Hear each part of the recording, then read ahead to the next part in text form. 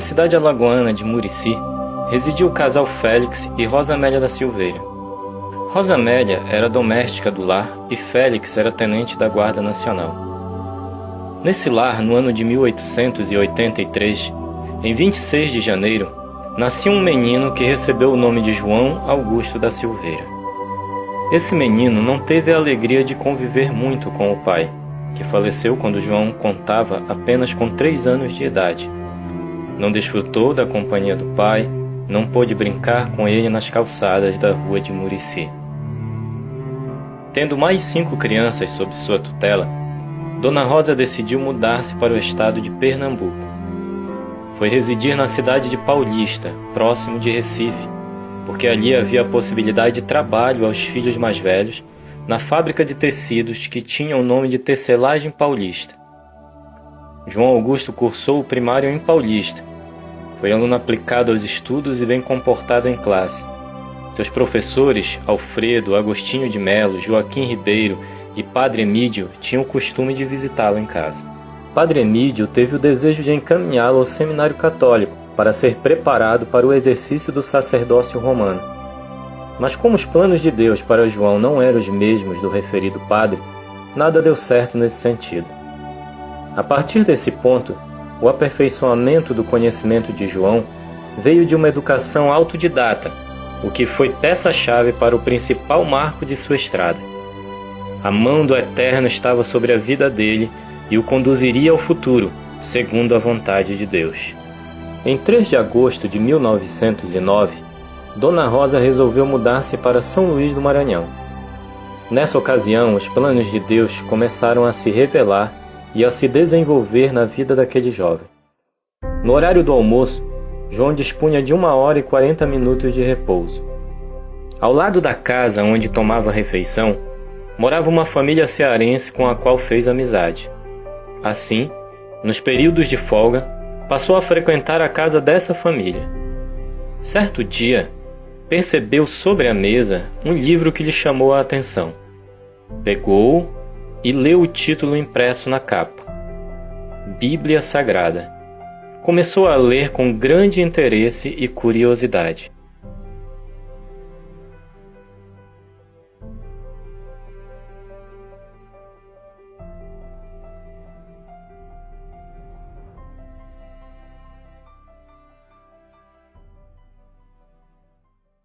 Senhor João, eu percebi seu interesse, mas, se me permite, essa Bíblia é protestante. Aí eu tenho uma católica, se o senhor quiser, pode continuar estudando nela. Isso muito me interessa. Vou pegar.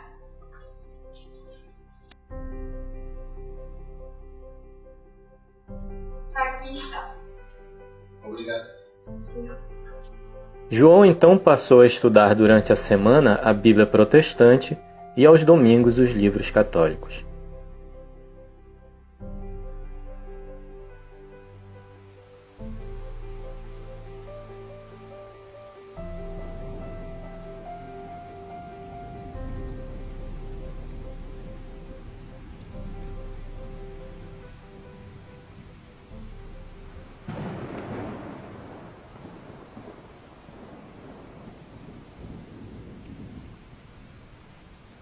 Cuidado! Aquele é o Sr. Félix. Ele é protestante. Evite conversar com ele. Todavia, como os caminhos de Deus não são os nossos caminhos, e os pensamentos de Deus são mais altos que os nossos pensamentos, a observação dirigida ao jovem João teve efeito exatamente oposto ao que se imaginava.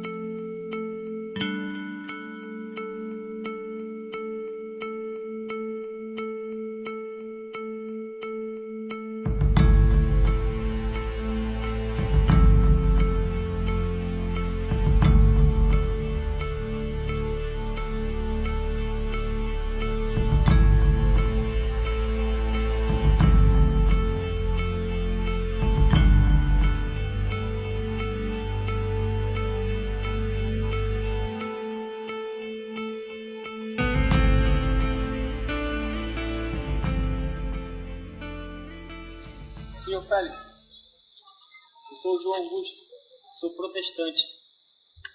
Sim, e a que igreja você pertence? Fico feliz em conhecê-lo, Sr. Augusto. O senhor deseja a minha igreja participar do nosso culto?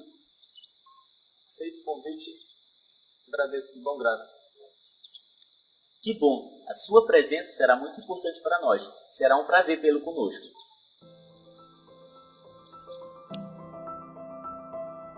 O Sr. Félix era fundador da Igreja Presbiteriana no Maranhão. Naquela noite de sábado de 24 de dezembro de 1909, João ouviu seu primeiro sermão evangélico na voz do reverendo Eduardo Carlos Pereira. Além disso, outra providência divina já começava a se esboçar naquele templo.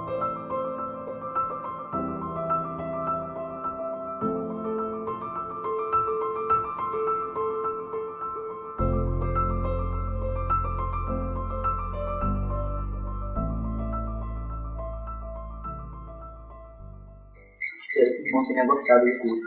Tivemos um belo sermão. Sim, certamente foi um bom culto. O que o irmão está lendo? Estou lendo um folheto que encontrei no banco da igreja.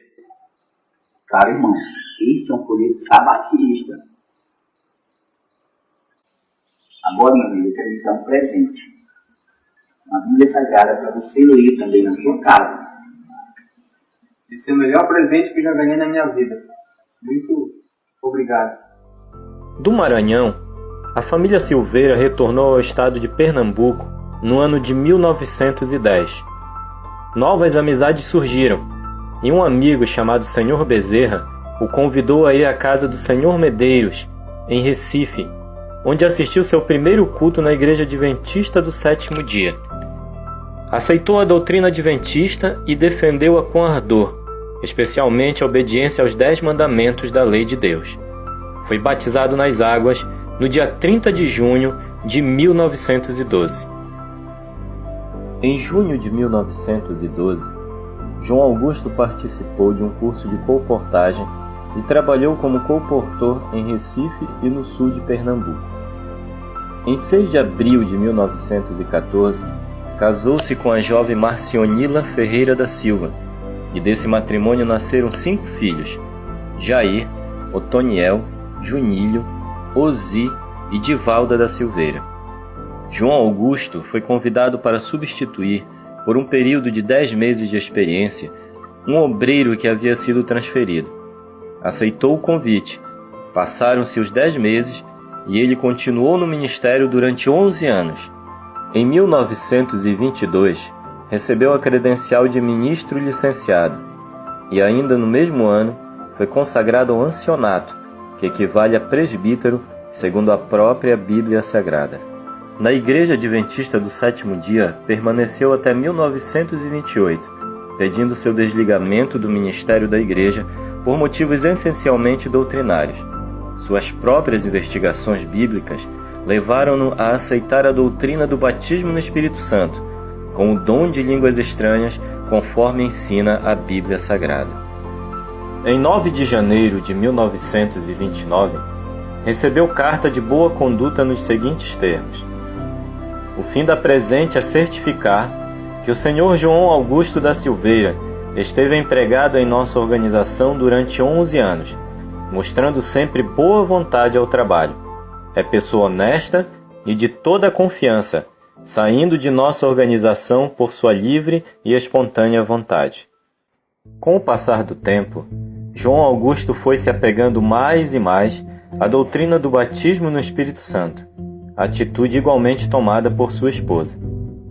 A conferência de 1928, em São Paulo, recusou a prática de receber, por votos, crentes procedentes da Igreja Batista, e os já recebidos teriam de passar por novo batismo. A partir dessa notícia, muitos crentes fiéis se desligaram do movimento com o passar do tempo e formaram uma congregação. Um dia, o pastor João Augusto encontra-se com um dos decepcionados separatistas de frente do salão deles, e este lhe diz em tom de lamento: Meu irmão, eu preciso muito falar com você. Essa noite eu tive um sonho terrível que me deixou muito aflito. Eu sonhei que esta casa, este lugar de adoração, estava sendo consumido pelo fogo. Isso é maravilhoso, meu irmão. Maravilhoso? Como assim maravilhoso? Fogo é símbolo de purificação.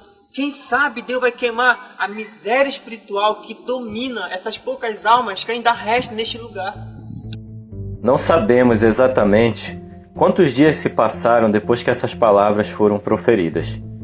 O certo é que no dia memorável de 24 de janeiro de 1932, ele tomou de sua Bíblia e passou a recapitular as passagens referentes à promessa do derramamento do Espírito Santo no livro de Atos dos Apóstolos. Veremos o que ele escreveu de seu próprio punho no dia 25 de janeiro. Como em ocasiões anteriores, senti também a minha alma feliz. Perguntei a Deus, dentro de mim mesmo, por que experiência tão gloriosa que a Igreja de Jesus Cristo nos primeiros dias recebeu, cuja promessa não tem limite de tempo, lugar e pessoas, não era recebida agora pela Igreja cristã atual? Embora seja dito que a bênção de Abraão seria extensiva aos gentios, porque Jesus Cristo, e para quê? E pela fé nós recebemos a promessa do Espírito.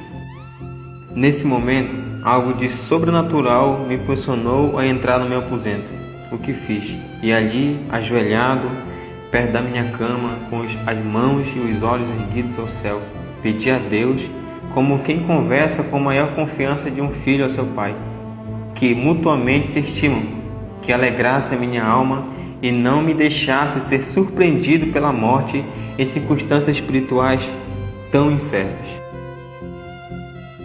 Como a história se repete, não pedi para ser batizado no Espírito Santo, mas aquele que prometeu o Consolador aos seus discípulos e o deu lá no cenáculo, e posteriormente a sua igreja respondeu à minha oração, em línguas estranhas e glorificações ao Pai e ao Cordeiro exaltado.